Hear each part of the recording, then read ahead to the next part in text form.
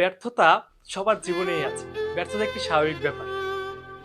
আপনি রাস্তা চলার সময় হোঁচট খাবেন, পড়ে যাবেন, এই না যে আপনি রাগে আপনার পা ভেঙে ফেলবেন। কিছু কিছু ছেলেমেয়েরা তো এই কাজই করে যে পরীক্ষা অকৃতকার্য বা জিপিএ কম ফেলে তারা হচ্ছে আত্মহরণের পথটি বেছে নেয়।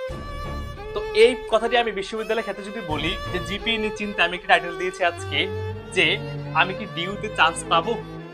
এই কথাটি যখন আপনি মাথায় আনবেন তখনই আপনি সবার থেকে পিছিয়ে যাবেন। কেন ঢাকা বিশ্ববিদ্যালয় সহ বিভিন্ন পাবলিক বিশ্ববিদ্যালয় হচ্ছে আমাদের জিপিএর উপর কিছু মার্ক নির্ধারণ করে দেওয়া হয়েছে। তো আপনি যখন হেরে গেছেন অর্থাৎ জিপিএ কম পেয়েছেন, তার মানে এই নয় যে আপনি চান্স পাবেন না। আপনি জাস্ট 3 পয়েন্ট সামথিং থাকলে আপনি হচ্ছে অ্যাপ্লাই করতে পারবেন। তার মানে এই ব্যর্থতাকে কাজে লাগিয়ে আপনাকে শতগুণ দৌড়াতে হবে। মনে রাখবেন, আপনার জীবনের শ্রেষ্ঠ হিরো আপনি। আপনি হচ্ছে আপনার জীবনটাকে পরিচালনা করবেন এবং শেষ পর্যন্ত আপনি নিয়ে যাবেন।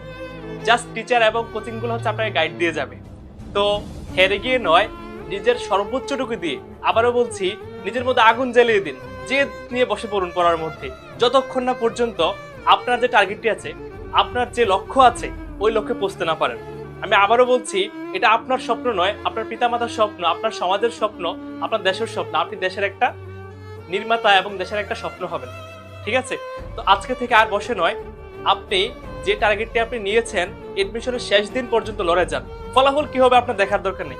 আপনি নিজের সর্বোচ্চটুকু দিয়ে চেষ্টা করেন। কি পাবো, কি ধরবো, কোন বিশ্ববিদ্যালয়ে চান্স পাবো, কি হবো, এটা জানার দরকার নেই।